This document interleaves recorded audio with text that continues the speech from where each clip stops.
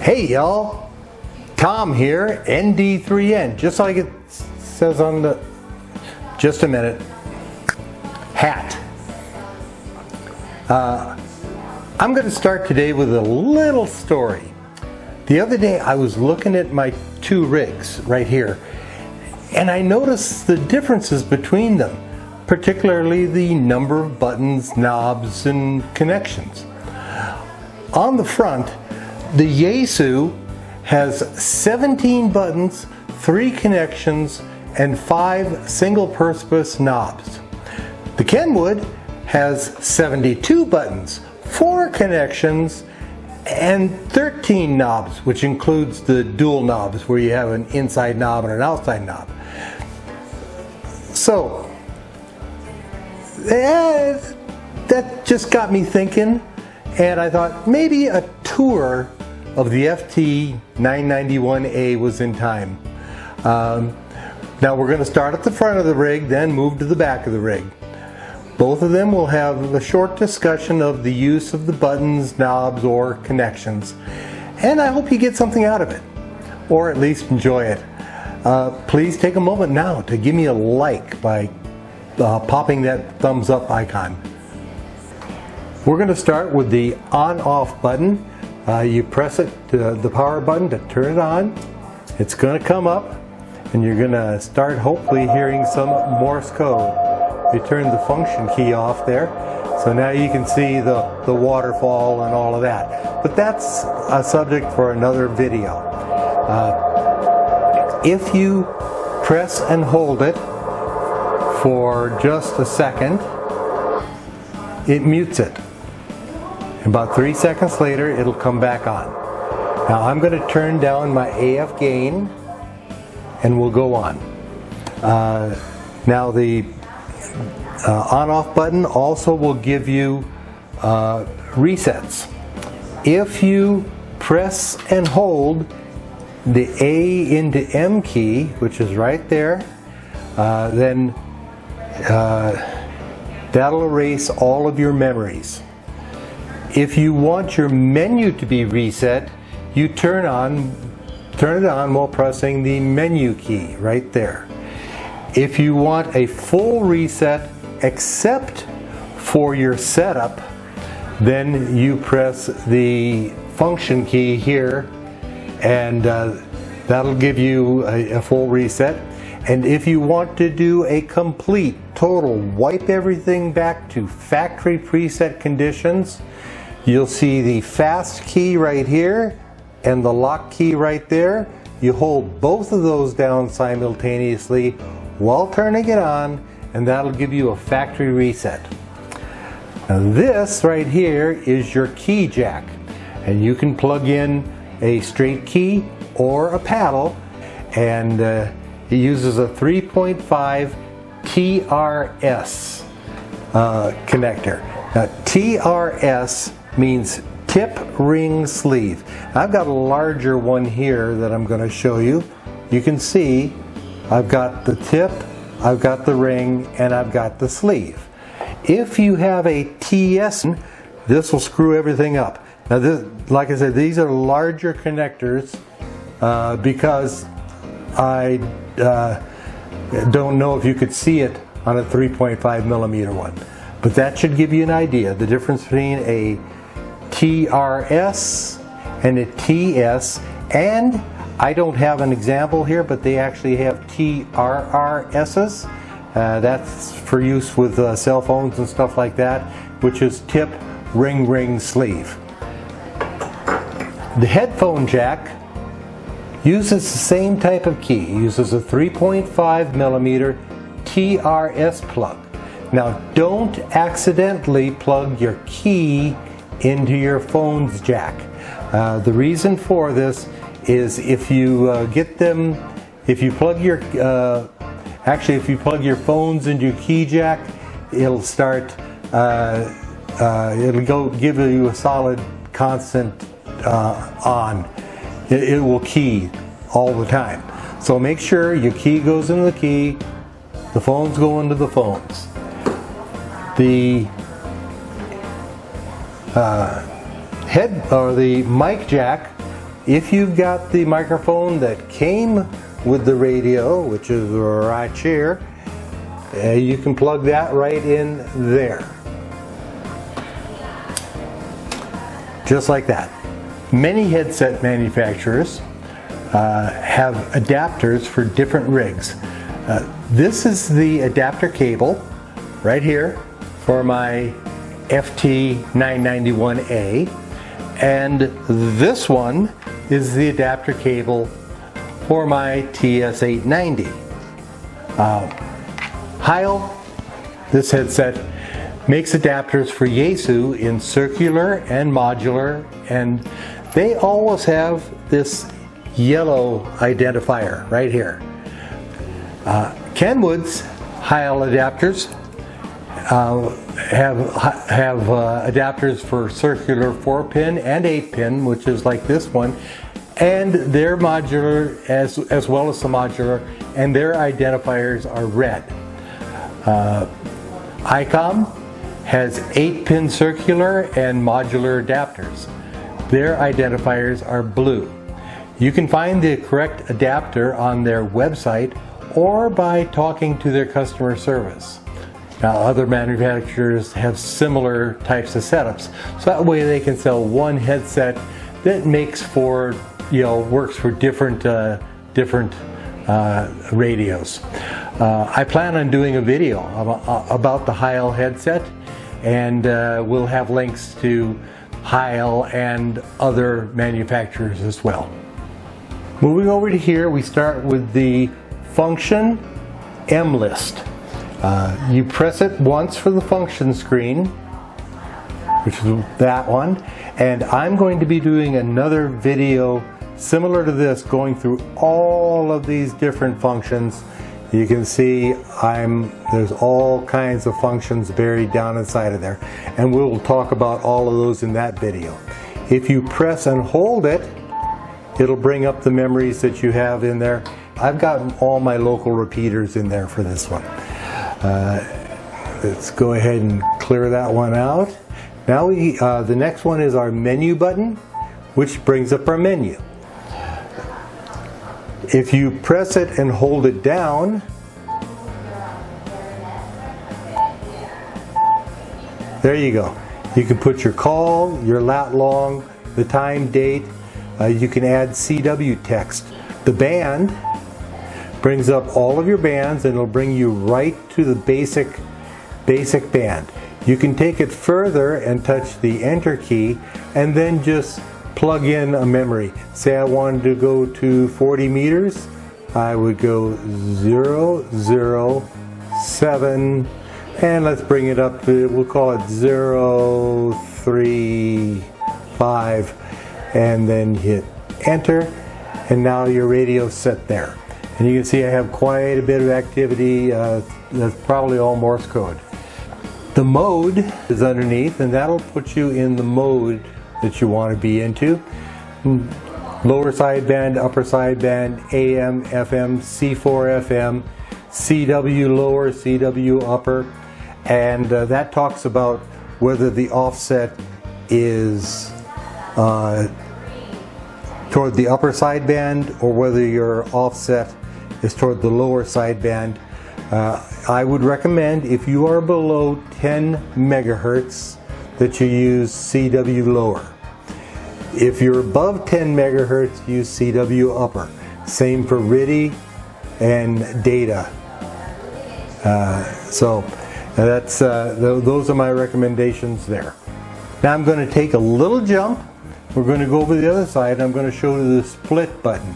If you want to operate split, this is the button right here that you want to enter. Right there. You can now see that I've got my A band and my B band. The reason I'm doing this now is because the next ones in sequence is A equals B.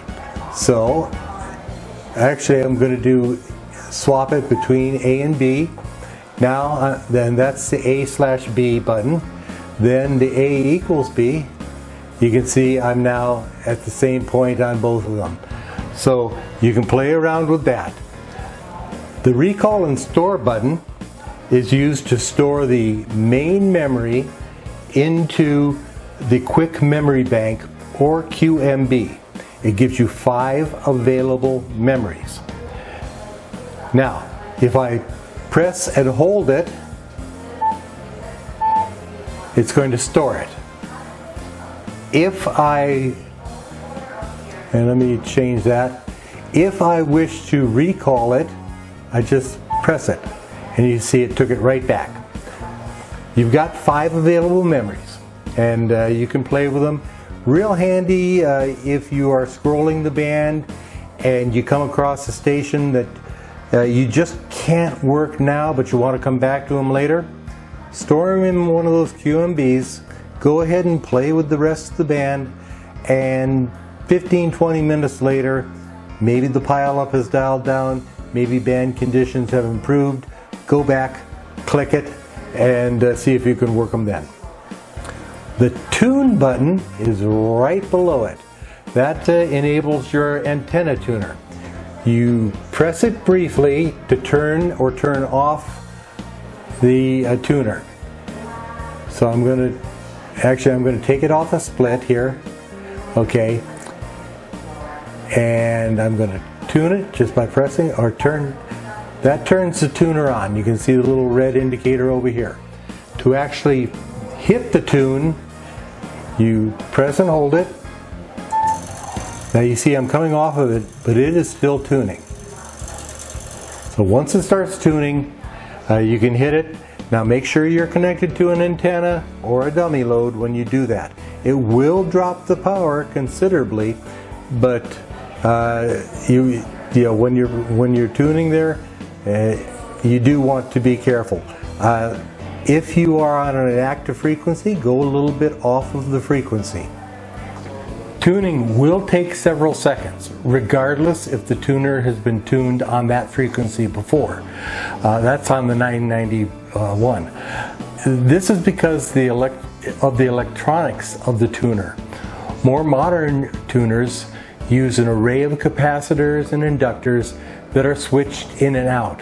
The tuner in the 991A is an array of capacitors and an inductive coil, a long, thick inductive coil with taps in it that are selected.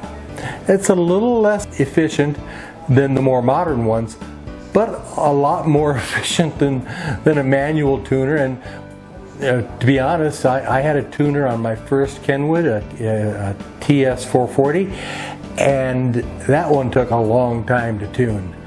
Now, let me take a little beer here. I really dislike the term tuner. The only thing in your system that can be tuned is your antenna, and that's done by changing the physical characteristics of your antenna, shortening, lengthening, or whatever. Now, I prefer to call them by their actual function, which is an impedance matching network. And that also sounds a lot more impressive. I plan on putting out a video on tuners and how they work in the near future. I'll include a lot of information in that one.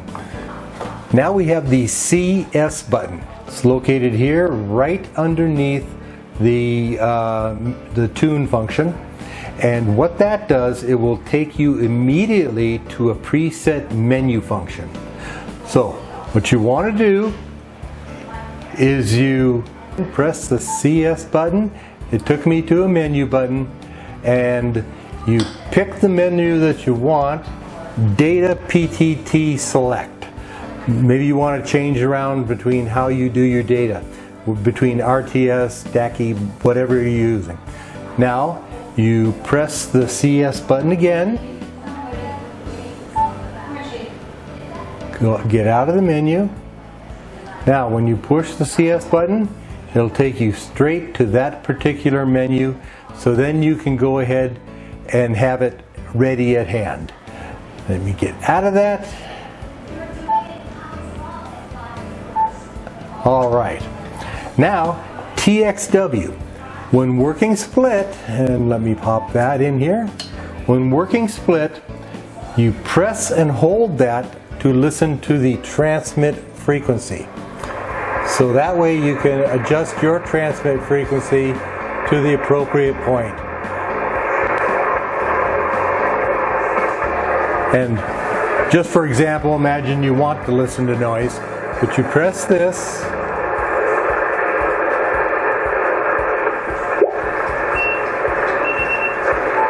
There you go.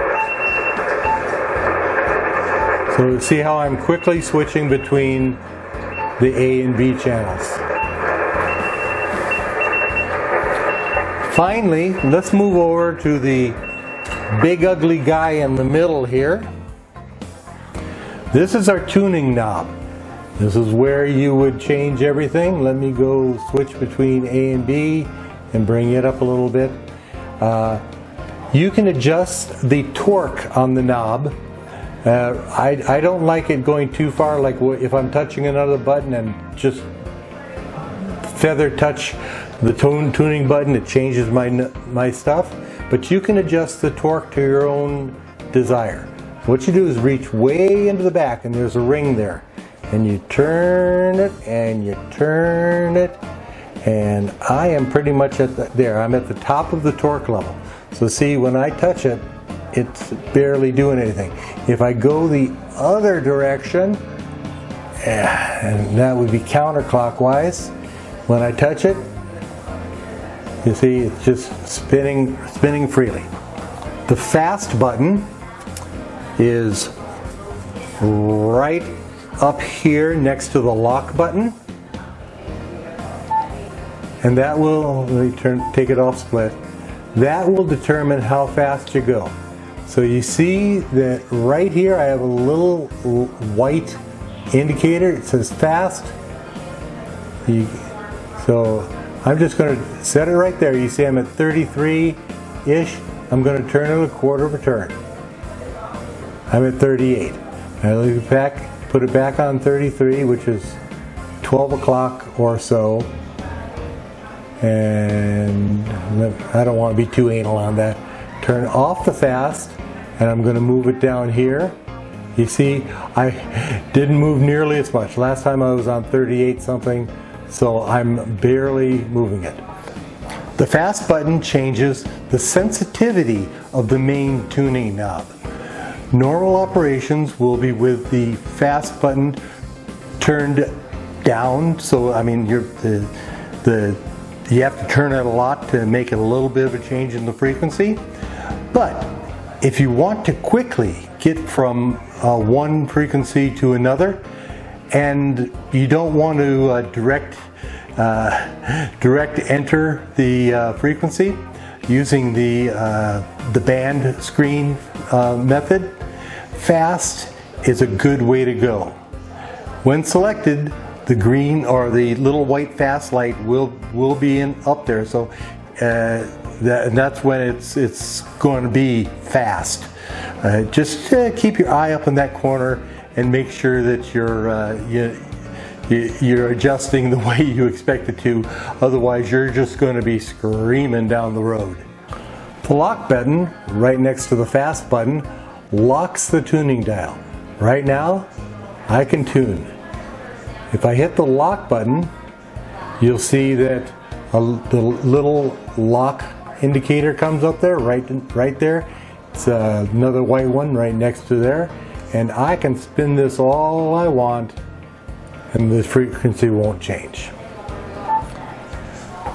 Clarifier, the CLA, is pretty much like a receiver or transmitter incremental tuner.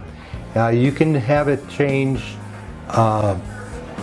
receive, you can have it change the transmit, or you can have it change the transmit and receive frequencies depending on menu 40 setting. This is useful. Say you're on a frequency and you're calling CQ, and somebody comes in and they're just a little off from you. Well, if you've got it set for your receive, then you can go ahead and hit this clear, and you'll see clear right there, and I'm going to click it, and you'll see the RX come up. Now the VM This toggles between the VFO and the memories. You can see here, I'm going to go to memory again, and you can see I've got my local repeaters on my memories like I showed you before. The A into M takes whatever is here, this frequency right here, and slaps it into a memory,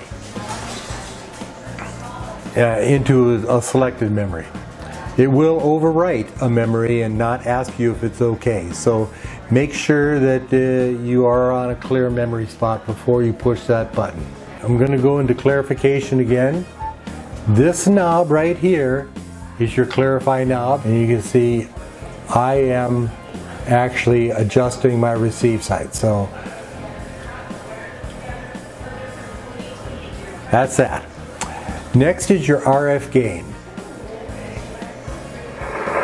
Turning my sound up, and I'm going to see if I can find a active signal.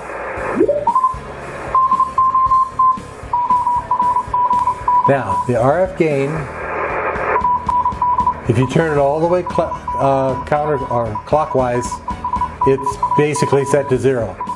Now, see, I'm actually knocking my RF gain down to where I can barely hear them. And if you look at my S meter, I am cutting out anything under 40, S9 plus 40. So if you want to, and let's set this on, this is just noise floor, which is running at 7. So you can actually turn this down, so anything under an S9 you're not going to hear as well. Finally, the audio frequency gain. That's your volume control. So that's it for the front of the radio. Let's head over to the back. This is the back of your rig. I'm going to start right over here on the very edge. This is where you want to hook up your station ground. Now the YAESU manual has a real good explanation of how to connect that. I'll let you go read that for yourself. Next is the antenna, where you're going to plug in your 144 or 2 meter 70 centimeter band cable. This is the HF connector, and this is the power connector. Now when you are connecting your antenna, and this is a little side note, what you want to do is take it down until it is just finger tight. I gotta get it lined up right here. Just take it down until it is just finger tight, and just before it connects, try to turn it a little bit to make sure that it has engaged. This has that little sawtooth around it, and there is an equivalent item inside the cable. Now, finger tight is all you want. Don't get out of pliers and try to make it tighter. And we'll get that out of the way. This is your RIDI data jack. And that's for connecting a terminal unit for RIDI, like an FSK, a micro ham, something like that. Or you could also plug a TNC for your packet radio in there. Next is your tuner linear.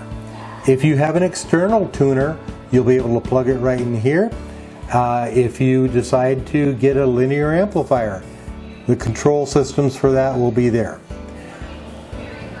Next is your GPS CAT cable. This is a DB9 male. I've added a link to my Amazon affiliate account.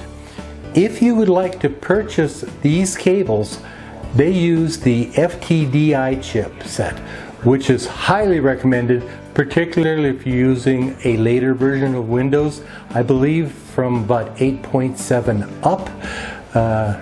Other chipsets will probably not work.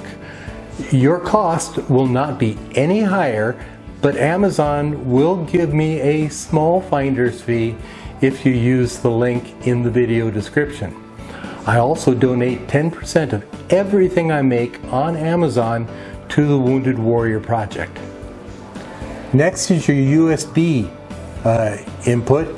This is the same type. If you want to go over to Walmart or Best Buy or wherever you're going to go shopping, or get online and shop it, you want to look for a USB A to USB B cable. This is the USB B side.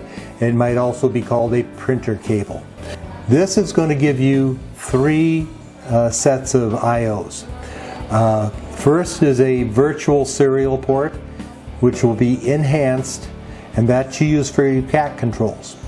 Then you'll have another virtual serial port, which is called the standard, and that's for keying and push-to-talk capabilities.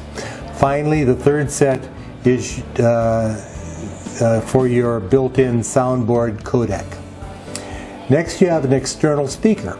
If you want to run to an external speaker, like I have over there on the side, you may have seen it, you just connect that up, and you want a speaker that's rated between 4 and 8 amps.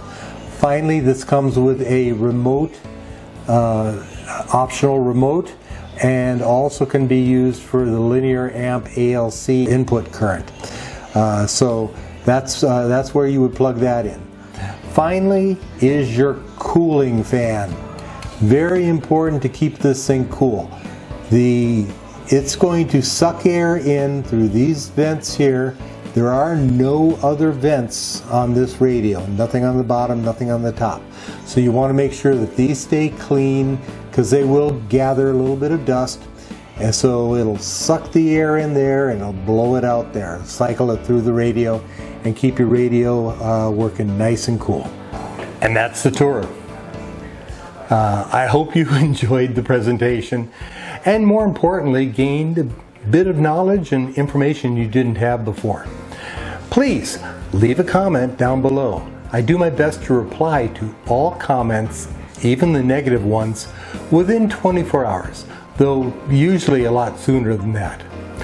Please give me a like by popping that thumbs up icon, and please share this with your friends who are new to the FT-991A, or maybe even thinking of purchasing one. Thanks for dropping by my little shack in the corner for a ham shack chat about the YAESU FT-991A. 7-3 for now.